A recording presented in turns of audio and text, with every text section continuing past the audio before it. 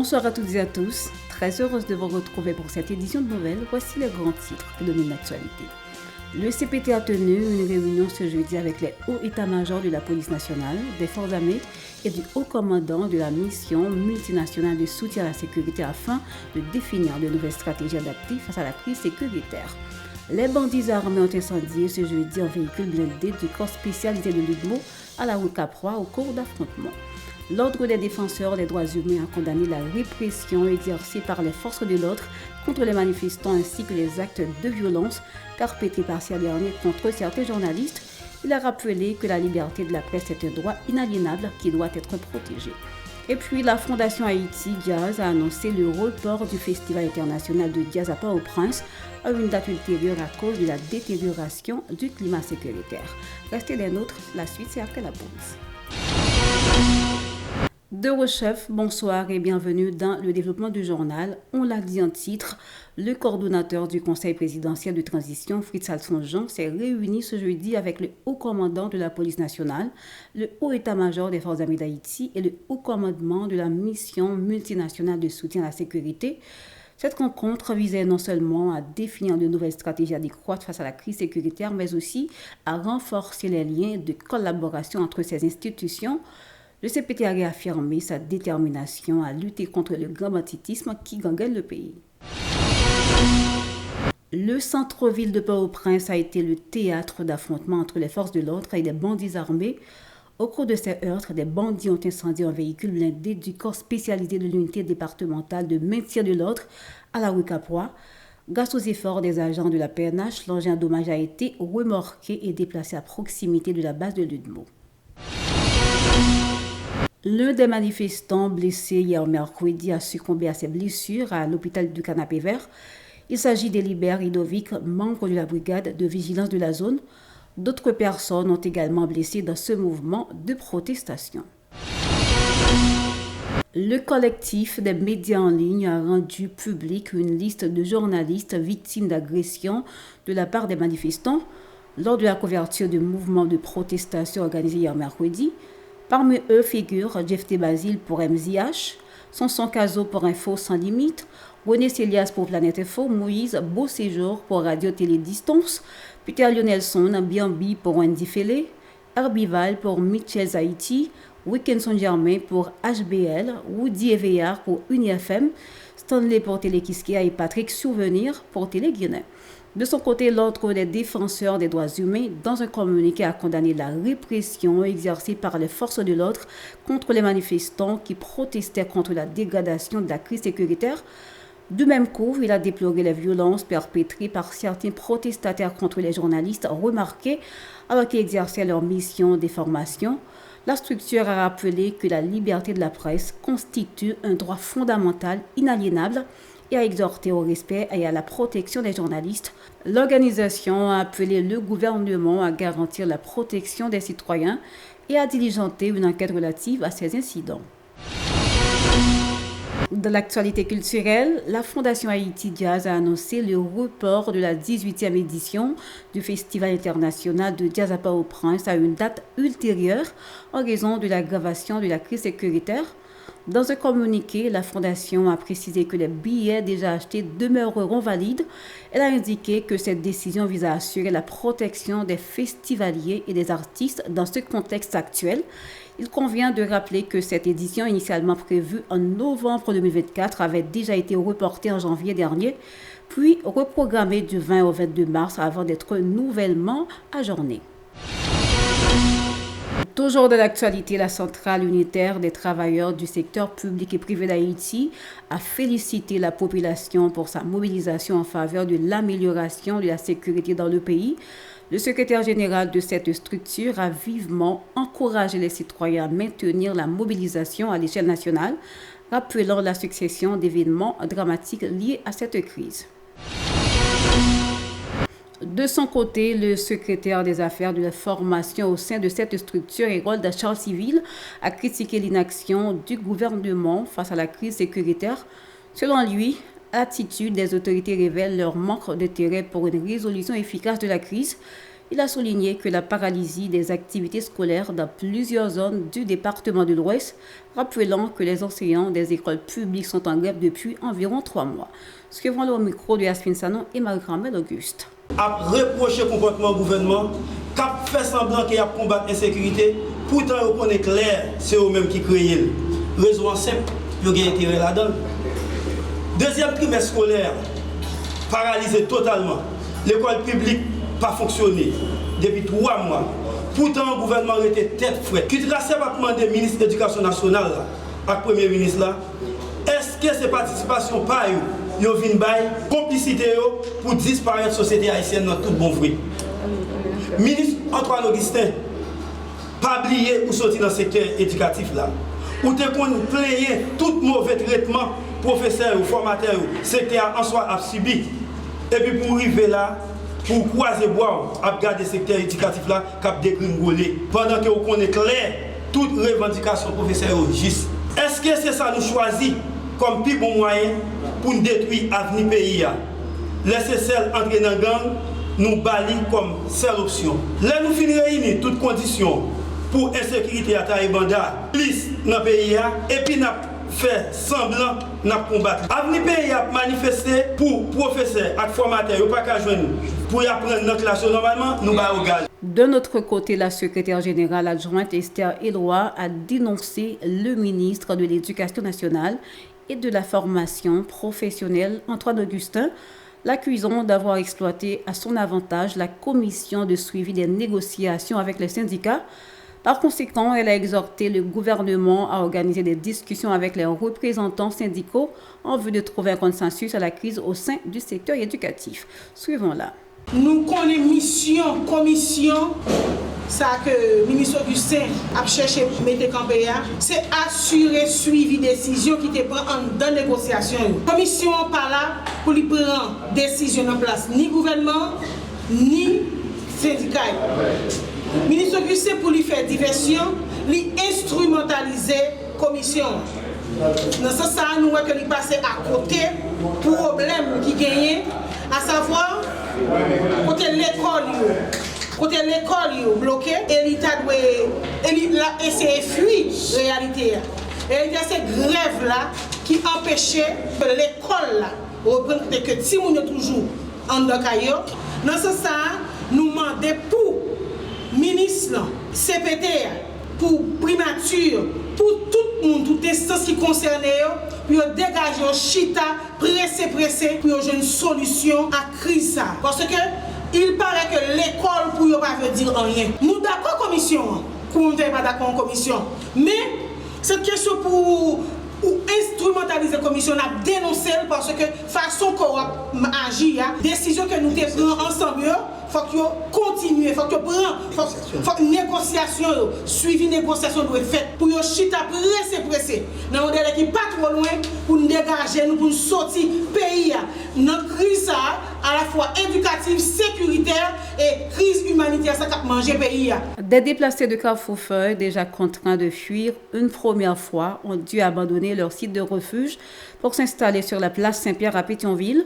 Ils ont relaté leur parcours, soulignant les difficultés croissantes auxquelles ils sont confrontés. Suivons-les au micro de Sora Chaba Joseph et Max René Orissin. Nous n'avons pas de temps pour rien. Nous voyons gaz. Nous avons voyé différents nous pour nous dégager des petits mounsayos. Ensemble avec pas pour prendre nous courir ensemble avec. Pour nous courir, nous allons sur le terrain campèche. Cartouche démarrer, les cartouches démarrer, nous-mêmes, nous gardons nous même chef quand à côté. Sorti Carrefour-Feuille, des courir nous quitter nous bouler. Là on paquet de Simon nous nous sur place là nous deux bras balancés. Nous va un côté pour nous rester. Quand nous sur place là et là nous dormir. Nous pas un monde qui vient nous va la pluie mouiller nous coucher, pas de monde qui dit nous rien. Jeudi à la pluie tomber. Nous tellement mouillés dans soirée nous lever nous camper, la pluie a tombé sur nous et c'est le bon Dieu coup d'homme pour nous. Nous avons aucun monde visé, nous disons non rien, dit tout. Nous tout est capable pour faire nous sortir. Représentant magistrat pour magistrat quand levé moun parle, nous même c'est pour nous les magistrats pas nous lever. Est-ce que nous demandons pour nous venir avec magistrat ka pou payer nous même pas pour nous magistrat. Pas gen bureau ka pou payer encore. Ma avant ti moun nan même ti moun n'a mouillé nan même soleil a bouillé li et puis wapwel la li pour les nausées, quand même comme pa gen mal l'hôpital avec. Mais c'est son boss maçon li pas jeune travail. Fifi ça li pa gen papa. Di commence à l'école bien propre normal. Et composer pour le composer, la vie pété non plus sous, pas de l'école pour lui pour dire chita. Les déplacés réclament l'accompagnement des autorités de l'État afin de se reloger. Ils expliquent que leur situation devient encore plus précaire lors des intempéries, faute d'abri pour se protéger. Écoutons-les toujours au micro de Sora Chama. Juste pour l'État qui a un bagage pour nous, nous retirer notre situation, ça coûte milliards, par exemple, si on fait pour nous, l'État bon, s'il a aidé nous avec le petit moun, l'État bon tout, parce que nous ne pouvons pas aller dans la rue. Nous voulons tout bagage. M'a demandé puis nous sécurité, puis lever nous à terre à côté de nous hier, petit moun yo grand goût, l'école boulé, tout petit quoi de nous qui t'en payer l'école, mais l'école va fonctionner, mais l'école là toute l'école yo boulé. Pour l'État connaît qui ça la France ça m'a venu. Parce que dormir dans la pluie, pas beaucoup nous, dormir dans la frontière, pas beaucoup de petits moun. Nous besoin pour l'autorité, aider-nous dans le sens pour nous jouer nos côtés, pour nous gérer tête, nous, pour nous jouer le caille, pour nous rester avec petits moun. Et le message, ça nous a fait passer. Moi, je demande, le message pour nous faire passer. Moi, je demande pour aider ma petits moun. Je demande pour aider ma petits moun avec pour mouiller nous dans la pluie. Le soleil a boulé nous, après ça pour la pluie vient tomber sur nous, il n'est pas bon pour nous. Pas même fièvre vient bas nous, la bas nous maladie. Et ça demande l'État pour l'État qui aider nous, si l'État aider nous, l'État plus bon pour nous. En politique, des organisations politiques et sociales regroupées sous le parti politique Réalité ont exprimé leurs préoccupations face à la crise sécuritaire et exigent la nomination de nouveaux chefs de gouvernement. Le coordonnateur adjoint de l'association des planteurs d'Haïti, Léa Victor Mercidieu, a demandé aux membres du CPT de ne pas se fier à la communauté internationale, les exhortant à assumer leurs responsabilités envers la population. Suivons-le. Et pour nous encourager à tout un secteur pour nous camper en un seul homme. Fois ça, nous venons nous pas capables d'arrêter sans que nous pas fait rien. Nous pas capables d'arrêter immobile. Et oublier si politique là fait partie pays, c'est la raison ça. Nous demandons directement avec un tout peuple haïtien pour être capable de mettre tête ensemble. Faire ça que vous devez faire étant haïtien. Toi, lorsque petit nous pas à l'école, c'est petit nous tous haïtiens. Lorsque nous pas capables d'aller à l'hôpital, c'est nous tous haïtiens. Finalement, si nous pas mettons tête ensemble, c'est nous qui prenons. Gouvernement dégrabat ça. Du gouvernement piqué collé ça. Gouvernement est avec ça. Suspendre, ramper devant blanc, suspendre, quitter ces blancs qui mènent nous dans le pays. Nous. Avec CPT, prendre responsabilité et veiller pour Haïti pas tomber dans une catastrophe avec un PM Fizemé. Et nous camper des dos. La cérémonie d'investiture du nouveau conseil exécutif de l'Université d'État d'Haïti a eu lieu hier mercredi. Ce nouveau conseil est composé de deux seuls préélus au poste de recteur, Prédner Duvivier en tant que vice-recteur des affaires académiques et Jacques Blaise comme vice-recteur de la recherche. Dans son discours, le recteur Diesel Prédélus a présenté ses perspectives pour améliorer le fonctionnement de l'université. Il a mis l'accent sur des innovations pédagogiques qu'il considère comme un moyen efficace pour inverser la tendance du départ massif des citoyens. Il est au micro de Sora Chama et France, Michael Stevens. Il est crucial que nos formations préparent efficacement nos jeunes à la réflexion, à la pensée critique et aux réalités du pays en intégrant des compétences transversales et des disciplines émergentes. Nous devons garantir que nos programmes soient à la hauteur des standards internationaux, tout en prenant en compte les réalités locales et les besoins de notre société. L'innovation pédagogique et la formation continue des enseignants seront au cœur de cette démarche afin de pallier au départ massif des professeurs au cours de ces dernières années. La recherche.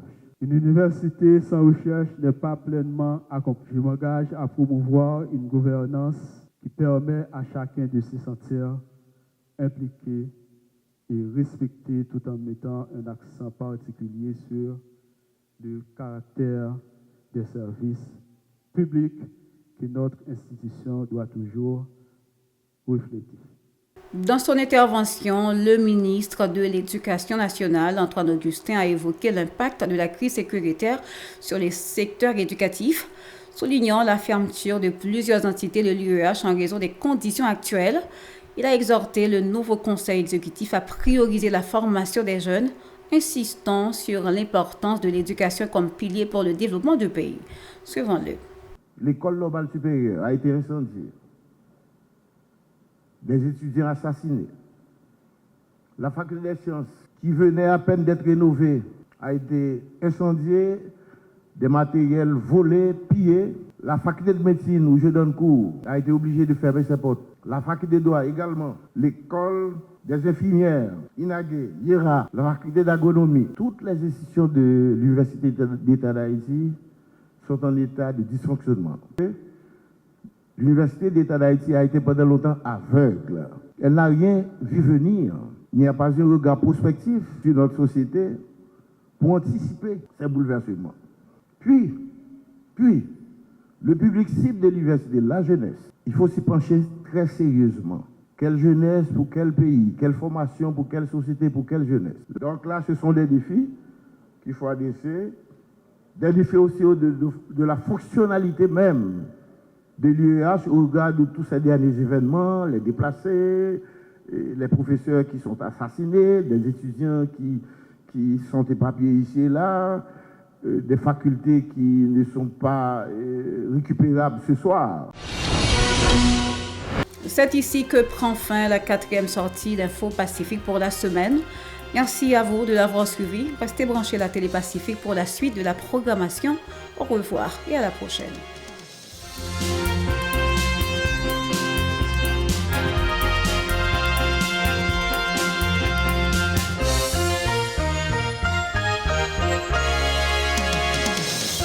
Si vous jugez que cette vidéo est intéressante, n'hésitez pas à liker et partager la vidéo. Et surtout, n'oubliez pas de vous abonner à cette chaîne et activer la cloche de notification pour ne pas louper